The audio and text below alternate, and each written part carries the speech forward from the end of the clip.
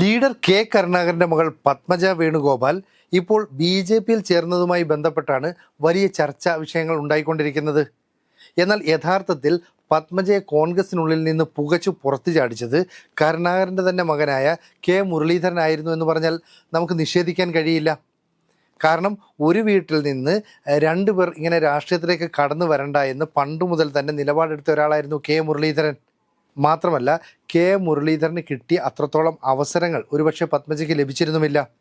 K Muraleedharan കാണിച്ചിരുന്ന തെറ്റുകൾ, കുന്നായ്മകൾ, ഇതിനെയൊക്കെ ഒന്ന് പിണങ്ങിയും ശാസിച്ചുമൊക്കെ ഒതുക്കി നിർത്തി കരുണാകരൻ എപ്പോഴും ഈ മുരളീധരനെ കൂടെ നിർത്തുക തന്നെയാണ് ചെയ്തത്. അധികാരത്തിൻ്റെ എല്ലാ ലാളനകളും ലഭിക്കുമ്പോഴും പത്മജ അച്ഛൻ്റെ വിശ്വസ്തയായ മകൾ, അല്ലെ അനുസരണയുള്ള മകൾ എന്ന പദവിയിൽ ഉറച്ചു നിൽക്കാനാണ് തീരുമാനിച്ചത്. എങ്കിലും അവർക്ക് KTDC ചെയർപേഴ്സൺ പോലെയുള്ള പദവികളൊക്കെ ലഭിച്ചു. ഇതൊഴിച്ചു നിർത്തിയാൽ എപ്പോഴും അച്ഛനെ അനുസരിക്കുന്ന, അച്ഛൻ്റെ നിലപാടുകൾ സ്വീകരിക്കുന്ന, ഒരുപക്ഷെ കരുണാകരൻ എന്ന ലീഡറുടെ പിൻഗാമിയാകാൻ ഏറ്റവും അധികം ക്വാളിറ്റിയുള്ള വ്യക്തി ഈ പറഞ്ഞ പത്മജയായിരുന്നു. അവരുടെ കാലിബറിനെ കുറിച്ച് ഏറ്റവും നന്നായി മനസ്സിലാക്കാൻ കഴിവുള്ള വ്യക്തി കെ മുരളീധരനാണ്. പത്മജ തന്നെ പലപ്പോഴും പറഞ്ഞിട്ടുണ്ട്, ഈ മുരളീധരൻ എന്ന് പറയുന്ന ചേട്ടന് സംസാരിക്കുന്നതിന് കുറച്ച് പ്രശ്നമുണ്ട്, അതുപോലെ തന്നെ ആളുകളെ അഭിമുഖീകരിക്കുന്നതിന് കുറച്ച് പ്രശ്നമുണ്ട്. അങ്ങനെ നിരവധി പ്രതിസന്ധികൾ ഉണ്ടായിരുന്നിട്ടും അപ്പോഴൊക്കെ കെ കരുണാകരൻ മകനെ വളർത്തി വലുതാക്കി കൊണ്ടുവരാൻ ശ്രമിച്ചു. അതുകൊണ്ടാണ് ഇന്ന് ഈ രാഷ്ട്രീയത്തിൽ അദ്ദേഹത്തിന് തൻ്റേതായ ഒരു സ്ഥാനം നേടിയെടുക്കാൻ കഴിഞ്ഞത്. എന്നാൽ പത്മജ അങ്ങനെയൊന്നും ആയിരുന്നില്ല. അദ്ദേഹത്തിൻ്റെ ഒരു രാഷ്ട്രീയത്തിൻ്റെ പിന്നിൽ ഒളിച്ചു നിന്നുകൊണ്ട് തന്നെ ചില അധികാര ദുർവിനിയോഗമൊക്കെ നടത്തിയിട്ടുണ്ട്. അതായത് കളക്ടർമാരെ ഒന്ന് ഭരിക്കുക, അല്ലെങ്കിൽ അധികാരത്തിൻ്റെ ചില ഇടനാഴിയിൽ ഇടപെടുക എന്നതൊഴിച്ചാൽ ഒരു വലിയ അല്ലെങ്കിൽ ഒരു സജീവമായ ഇടപെടൽ പത്മജ നടത്തിയിരുന്നില്ല. എങ്കിലും 2004 തെരഞ്ഞെടുപ്പ് കാലത്ത് ഈ പത്മജയുടെയൊക്കെ ഒരു സമ്മർദ്ദം കൊണ്ടാവാം കെ കരുണാകരൻ അവരെയും സജീവ രാഷ്ട്രീയത്തിലേക്ക് കൊണ്ടുവരാൻ ശ്രമിച്ചു. അങ്ങനെയാണ് പത്മജയെ 2004 ലോക്സഭാ തെരഞ്ഞെടുപ്പിൽ മുകുന്ദപുരത്ത് അവതരിപ്പിക്കുന്നത്. അന്നുണ്ടായ ഒരു പ്രധാന സംഭവം, കരുണാകരൻ തിരുവനന്തപുരത്ത് മത്സരിക്കുന്നു, മകൻ വടക്കാഞ്ചേരിയിൽ മത്സരിക്കുന്നു, അതായത് കെ മുരളീധരൻ. മകൾ പത്മജ ഈ പറയുന്ന മുകുന്ദപുരത്ത് മത്സരിക്കുന്നു. മുകുന്ദപുരം എന്ന് പറയുന്നത് ലീഡർ ഏതാണ്ട് 50,000 വോട്ടിന് വിജയിച്ച ഒരു മണ്ഡലമാണ്, അതായത് 1,00,000 വോട്ടിൻ്റെ ഭൂരിപക്ഷം. എന്നാൽ മുകുന്ദപുരത്ത് പത്മജ മത്സരിക്കാൻ എത്തിയപ്പോൾ എതിർ സ്ഥാനാർത്ഥിയായി ലോനപ്പൻ നമ്പാടൻ എന്ന് പറയുന്ന സ്വതന്ത്ര സ്ഥാനാർത്ഥിയെയാണ് ഇടതുമുന്നണി അവതരിപ്പിച്ചത്. അദ്ദേഹത്തിൻ്റെ വിജയം എന്ന് പറയുന്നത് 1,50,000 വോട്ടുകളുടെ ഭൂരിപക്ഷത്തിലാണ്. എന്ന് പറഞ്ഞാൽ പത്മജ എന്ന് പറയുന്ന ലീഡറിൻ്റെ മകളെ സജീവ രാഷ്ട്രീയത്തിലേക്ക് കൈപിടിച്ചുയർത്തിയത് ആളുകൾക്ക് ഇഷ്ടപ്പെട്ടില്ല. കോൺഗ്രസ് പ്രവർത്തകരും അതുപോലെ തന്നെ രാഷ്ട്രീയ മുന്നണിയിലൊന്നും വിശ്വസിക്കാത്ത പൊതുജനങ്ങളും ചേർന്ന് ഈ പറയുന്ന പത്മജയ്ക്കെതിരായ നിലപാട് സ്വീകരിച്ചതാവാം അതിനൊരു കാരണം. ഇത് മാത്രമല്ല, അന്ന് കെ കരുണാകരനും മുരളീധരനും ഒട്ടുമിക്ക UDF സ്ഥാനാർത്ഥികളും പരാജയപ്പെട്ടു. VM സുധീരൻ പരാജയപ്പെടുന്ന ഒരു സാഹചര്യം ഉണ്ടായി. അങ്ങനെ UDFന് എതിരായ ഒരു വികാരം തന്നെ ആ തെരഞ്ഞെടുപ്പിലുണ്ടായി. പിന്നീട് നിയമസഭാ തെരഞ്ഞെടുപ്പിൽ വീണ്ടും ഈ പറയുന്ന പത്മജ മത്സരിക്കാൻ ശ്രമിക്കുന്നുണ്ട്. അന്ന് തൃശ്ശൂർ സീറ്റാണ് പത്മജയ്ക്ക് വേണ്ടി നൽകിയത്. അവിടെ ഈ പറയുന്ന കരുണാകരൻ്റെ വിശ്വസ്തനായിരുന്ന തേറമ്പിൽ രാമകൃഷ്ണൻ തുടർച്ചയായി 5 തെരഞ്ഞെടുപ്പുകളിൽ വിജയിച്ച് കോൺഗ്രസിൻ്റെ കുത്തക എന്ന രീതിയിൽ ആ മണ്ഡലമാക്കി തീർത്തിരുന്നു. അവിടേക്കാണ് ഈ പത്മജയെ കൊണ്ട് സ്ഥാനാർത്ഥിയെ അവതരിപ്പിക്കുന്നത്. ആ സ്ഥാനാർത്ഥിത്വത്തിൽ പ്രതിഷേധിച്ച് തേറമ്പിൽ രാമകൃഷ്ണൻ പ്രചരണ രംഗത്ത് പോലും ഇറങ്ങിയിരുന്നില്ല. അതായത് തൊട്ടു മുമ്പുള്ള തെരഞ്ഞെടുപ്പിൽ 10,000-ഓളം വോട്ടുകൾക്ക് വിജയിച്ച തേറമ്പിൽ രാമകൃഷ്ണൻ വിജയിച്ച മണ്ഡലമാണ്. അവിടെ ഏതാണ്ട് 7,000-ഓളം വോട്ടുകൾക്ക് VS സുനിൽകുമാർ എന്ന് പറയുന്ന ഇടതുമുന്നണിയുടെ നേതാവിനോട് വീണ്ടും പത്മജ പരാജയപ്പെടുകയാണ്. 2021 വീണ്ടും അവസരം കൊടുത്തു. അന്നേരം ബാലചന്ദ്രൻ എന്ന് പറയുന്ന ഒരു സ്ഥാനാർത്ഥിയാണ് ഇടതുമുന്നണിയെ പ്രതിനിധീകരിച്ചത്. അപ്പോൾ ഉറപ്പായും പത്മജ ജയിക്കാനുള്ള എല്ലാ സാഹചര്യമുണ്ട്. എന്നിട്ടും പരാജയപ്പെട്ടു. എന്ന് പറഞ്ഞാൽ കൂടെ നിന്ന പ്രവർത്തകരും നേതാക്കളുമെല്ലാം ഒരുപോലെ തന്നെ പത്മജയെ കാലുവാരി. നമുക്കറിയാം, ഒരു കോൺഗ്രസ് നേതാവിനെ വളർത്താതിരിക്കുന്നതും അതുപോലെ തന്നെ ഒരു കോൺഗ്രസ് സ്ഥാനാർത്ഥിയെ പരാജയപ്പെടുത്തുന്നതും എല്ലാം തന്നെ മറ്റൊരു കോൺഗ്രസ് നേതാവായിരിക്കും. കാരണം ഈ വ്യക്തി തെരഞ്ഞെടുപ്പിൽ വിജയിച്ച് മുന്നേറുകയോ അല്ലെങ്കിൽ വലിയ ജനപിന്തുണയൊക്കെ കിട്ടിയാൽ തൻ്റെ അവസരം നഷ്ടപ്പെട്ടു പോകുമെന്ന് കോൺഗ്രസ് നേതാക്കൾ ചിന്തിക്കുന്നുണ്ട്. അതുകൊണ്ട് തന്നെ അതൊഴിവാക്കാനുള്ള എല്ലാ ശ്രമങ്ങളും അവിടെ നടത്തും. എന്ന് പറഞ്ഞാൽ ഈ പത്മജയ്ക്കെതിരായ വ്യക്തിഹത്യ, അവരുടെ പേഴ്സണൽ കാര്യങ്ങൾ വലിയ രീതിയിൽ ചർച്ച ചെയ്യുന്നു. അവർക്കെതിരെ ഇല്ലാത്ത അഴിമതി ആരോപണങ്ങൾ, അടിസ്ഥാനരഹിതമായ ആരോപണങ്ങൾ ഇതെല്ലാം ഉന്നയിക്കപ്പെടുന്നു. അങ്ങനെ സ്വഭാവഹത്യ ചെയ്യുന്നു. ഒപ്പം അവരുടെ പൊളിറ്റിക്കൽ കരിയറിനെ ഇല്ലാതാക്കാൻ വേണ്ട പ്രവർത്തനങ്ങൾ നടത്തുന്നു. ഇത് നടത്തുന്ന കോൺഗ്രസ് പ്രവർത്തകരും ചില നേതാക്കളും ചേർന്നാണ്.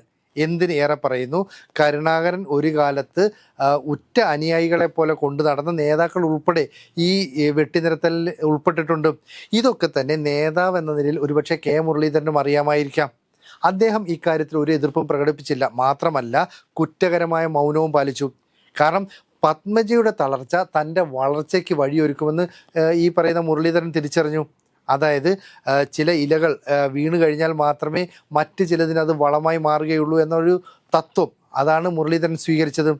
നമുക്കറിയാം കെ മുരളീധരൻ്റെ ഒരു രാഷ്ട്രീയ സ്വാർത്ഥതയുണ്ടായിരുന്നു, അല്ലെങ്കിൽ ഒരു അധികാര മോഹമുണ്ടായിരുന്നു, അഴിമതി ഉണ്ടായിരുന്നു. ഇതൊക്കെ കൊണ്ടാണ് ഒരുപക്ഷെ ഈ DIC എന്ന ഒരു പാർട്ടി രൂപീകരിച്ച് കെ കരുണാകരന് കോൺഗ്രസിൽ നിന്ന് പുറത്തേക്ക് വരേണ്ടി വന്നതും. അദ്ദേഹത്തിന് ഇങ്ങനെ പുറത്തു പോകാൻ അത്ര താല്പര്യമൊന്നും ഉണ്ടായിരുന്നില്ല. പക്ഷേ കെ മുരളീധരൻ്റെ നിർബന്ധത്തിന് വഴങ്ങിയാണ് ഏറ്റവും അവസാന നിമിഷവും കെ കരുണാകരൻ കോൺഗ്രസ് വിട്ടുപോകുന്നു എന്നൊരു തീരുമാനമെടുക്കുന്നത്. പിന്നീട് അത് തെറ്റായിപ്പോയെന്നൊക്കെ തിരിച്ചറിഞ്ഞ് കരുണാകരൻ തിരിച്ച് കോൺഗ്രസിലേക്ക് വരികയുണ്ടായി. പക്ഷെ അപ്പോഴും ഈ പറയുന്ന കെ മുരളീധരനെ പാർട്ടിയിലേക്ക് എടുക്കാൻ സംസ്ഥാന നേതൃത്വമോ അല്ലെങ്കിൽ AICC ഒന്നും തയ്യാറായില്ല. കാരണം വളരെ മോശമായിരുന്നു അക്കാലത്ത് NCPയുടെ ഭാഗമായും DICയുടെ ഭാഗമായും ഒക്കെ നിന്നുകൊണ്ടും കെ മുരളീധരൻ കോൺഗ്രസ് നേതാക്കളെ കുറ്റം പറഞ്ഞത്. ഒടുവിൽ ഏറെ വേദനയോടെ കെ കരുണാകരൻ്റെ മരണം സംഭവിക്കുന്നു. ഇതിന് ശേഷം മാത്രമാണ് കെ മുരളീധരൻ വീണ്ടും പാർട്ടിയിലേക്ക് തിരിച്ചു വരുന്നത്. അതായത് മാതൃ സംഘടനയിലേക്ക് തിരിച്ചു വരുന്നു എന്ന് പറഞ്ഞ് മുരളീധരൻ തിരിച്ചെത്തുകയായിരുന്നു. അപ്പോഴും ഈ പറയുന്ന പത്മജയുടെ ഒരു സാന്നിധ്യം മുരളീധരനെ ഭയപ്പെടുത്തുന്നുണ്ട്. അവർക്ക് സ്വന്തമായി നിൽക്കാനുള്ള ഒരു കഴിവുണ്ട്, അവർക്ക് ഉയർന്നു വരാനുള്ള ഒരു കപ്പാസിറ്റി ഉണ്ട്. ഇതെല്ലാം തന്നെ മുരളീധരൻ തിരിച്ചറിയുന്നുണ്ട്. ഒരു കാലത്ത് കോൺഗ്രസിനെ പിളർത്തിക്കൊണ്ട് ഈ AK ആൻ്റണി പുറത്തേക്ക് പോയിരുന്നു. അന്നും കോൺഗ്രസിന് വലിയ നഷ്ടങ്ങളുണ്ടായി. പക്ഷെ അന്ന് ഈ പറയുന്ന കരുണാകരൻ്റെ ചില സ്വാർത്ഥ താല്പര്യങ്ങൾ എന്ന് പറഞ്ഞാൽ കൂടെ നിൽക്കുന്നവരെ എല്ലായ്പ്പോഴും സംരക്ഷിച്ചുകൊണ്ടിരിക്കുന്ന അത്തരത്തിലുള്ള നിലപാട് സ്വീകരിക്കുന്ന കരുണാകരനെയായിരുന്നു എല്ലാവർക്കും അറിയാമായിരുന്നത്. അതൊരു സ്വജനപക്ഷപാതമായിരുന്നു. വേണമെങ്കിൽ ഒരു പോസിറ്റീവ് ഗ്രൂപ്പ് രാഷ്ട്രീയം എന്ന് പറയാം. അതിനെ നേരിടാൻ AK ആൻ്റണി എന്താ ചെയ്തത്? സഭകളെ കൂട്ടുപിടിച്ചുള്ള വർഗീയ ചായ്വുള്ള മറ്റൊരു ഗ്രൂപ്പ് രാഷ്ട്രീയം കൊണ്ടുവന്നു. അതിലൂടെ നഷ്ടമുണ്ടായത് കോൺഗ്രസ് പാർട്ടിക്കാണ്. അതിന് സമാനമാണ് DIC രൂപീകരിച്ച് കരുണാകരൻ പുറത്തു പോയപ്പോഴും ഉണ്ടായ നഷ്ടം. അപ്പോൾ ഇത്തരത്തിലുള്ള ഒരു സാഹചര്യത്തിലും പത്മജ ഒരു ഉറച്ച നിലപാടെടുത്തു. ഞാൻ കോൺഗ്രസ് പാർട്ടി വിട്ട് വരില്ല, അച്ഛനും പോകരുത് എന്നൊക്കെ പറഞ്ഞു. പക്ഷേ കെ മുരളീധരൻ്റെ നിർബന്ധത്തിന് വഴങ്ങി കരുണാകരന് DICയുമായി ബന്ധപ്പെട്ട് പ്രവർത്തിക്കേണ്ടി വന്നു. അപ്പോഴൊക്കെയും പത്മജയ്ക്ക് ഒരു ക്ലീൻ ഇമേജ് ഉണ്ടായിരുന്നു. അതിനെ തകർക്കാൻ മുരളീധരൻ പാർട്ടിയിലേക്ക് തിരിച്ചു വന്നപ്പോൾ മുതൽ ശ്രമം നടത്തുന്നുണ്ട്. മുരളീധരനെ അനുകൂലിക്കുന്ന വിഭാഗവും ഇതിനായി ശ്രമിക്കുന്നുണ്ട്. അപ്പോൾ ചേട്ടന് വേണ്ടി ഞാൻ മാറി നിൽക്കാം, ചേട്ടന് വേണ്ടി ഞാൻ ഒതുങ്ങാം എന്നൊക്കെ പത്മജ പറയുമ്പോഴും ഒരിക്കലും പത്മജയ്ക്കായ ഒരു നിലപാട് ഈ മുരളീധരൻ സ്വീകരിച്ചിരുന്നില്ല. ഇപ്പോഴെന്താ മുരളീധരൻ പറയുന്നത്? വർക്ക് അറ്റ് ഹോം എന്ന രീതിയിൽ പ്രവർത്തിച്ചവർക്ക് കിട്ടാവുന്ന എല്ലാ സൗകര്യങ്ങളും ആനുകൂല്യങ്ങളും ഒക്കെ നൽകിയിരുന്നു. അവർക്ക് ഇതിൽ കൂടുതൽ എന്താണ് നൽകേണ്ടത്? പക്ഷേ വർക്ക് അറ്റ് ഹോം എന്നൊക്കെ പറഞ്ഞ് പരിഹസിക്കുമ്പോഴും ഒരു പൊളിറ്റിക്കലി അവരുടെ കരിയറിന് സഹായമാകുന്ന രീതിയിൽ എന്തെങ്കിലും ഒരു വിട്ടുവീഴ്ച അല്ലെങ്കിൽ ഒരു പിന്തുണ ഈ പറയുന്ന കെ മുരളീധരൻ നൽകിയിട്ടുണ്ടോ എന്ന് അദ്ദേഹം ആത്മപരിശോധന നടത്തണം. അങ്ങനെയൊന്നും ചെയ്തിട്ടൊന്നും ഉണ്ടായിരുന്നില്ല.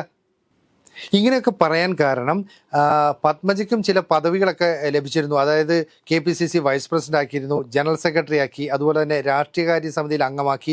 ഇതൊക്കെ ഉണ്ടെങ്കിലും ഈ തെരഞ്ഞെടുപ്പ് രാഷ്ട്രീയത്തിൽ തന്നെ പരാജയപ്പെടുത്തിയത് ഒപ്പം നടന്ന അണികളും നേതാക്കളുമാണെന്ന് കൃത്യമായി തന്നെ പത്മജ തിരിച്ചറിഞ്ഞതാണ്. ഈ കാര്യങ്ങൾ ജില്ലാ നേതൃത്വത്തെ അറിയിച്ചു, KPCC അറിയിച്ചു. പക്ഷേ യാതൊരു നടപടിയും എടുത്തില്ല. മാത്രമല്ല ഒരു വനിത എന്ന നിലയിൽ കോൺഗ്രസിനുള്ളിൽ പ്രവർത്തിക്കാൻ കഴിയില്ല, അതായത് സൗന്ദര്യമുള്ള സ്ത്രീകൾക്ക് കോൺഗ്രസിൽ നിൽക്കാൻ കഴിയാത്ത അവസ്ഥയാണെന്ന് വരെ തുറന്നു പറയേണ്ട സാഹചര്യം ഈ പറഞ്ഞ പത്മജയ്ക്കുണ്ടായി.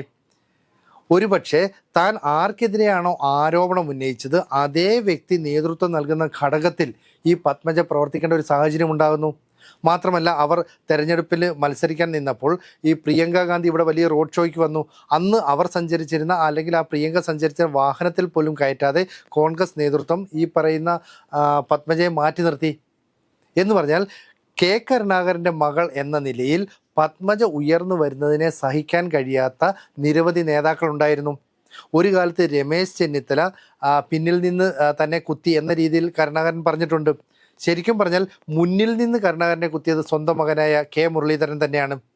അതുതന്നെയാണ് സ്വന്തം സഹോദരിയായ പത്മജയോട് മുരളീധരൻ സ്വീകരിച്ചത്. അപ്പോൾ രാഷ്ട്രീയപരമായി ഒതുക്കി നിർത്തുന്നതിൽ, വ്യക്തിപരമായി അവരെ തേജോധം ചെയ്യുന്നതിൽ കോൺഗ്രസ് നേതാക്കളും അണികളും ഒക്കെ പ്രവർത്തിച്ചു.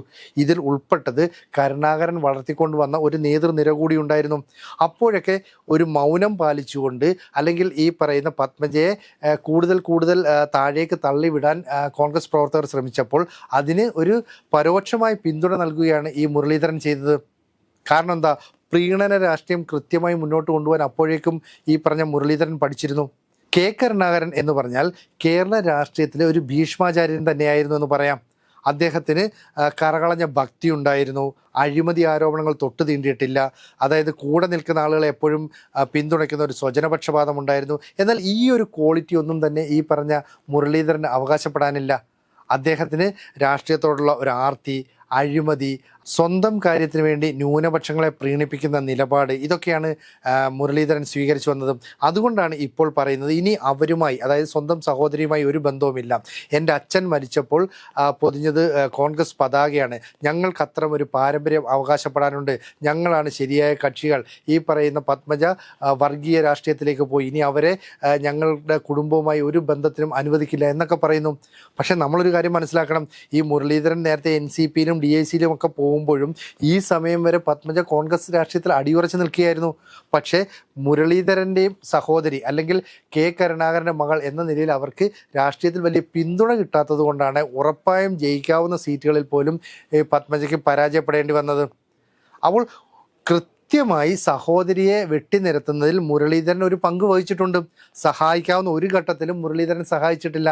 മാത്രമല്ല, വ്യക്തിപരമായി അവരെ തേജോധം ചെയ്യാനും രാഷ്ട്രീയപരമായി അവരെ ഇല്ലാതാക്കാനും ആരൊക്കെ ശ്രമിച്ചിട്ടുണ്ടോ ആ നേതാക്കൾക്കും കോൺഗ്രസ് പ്രവർത്തകർക്കുമെല്ലാം കൃത്യമായ പിന്തുണ കെ മുരളീധരൻ നൽകിയിട്ടുണ്ട്.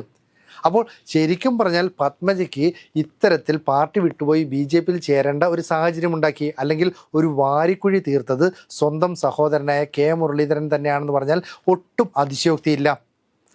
സ്വന്തം താല്പര്യത്തിന് വേണ്ടി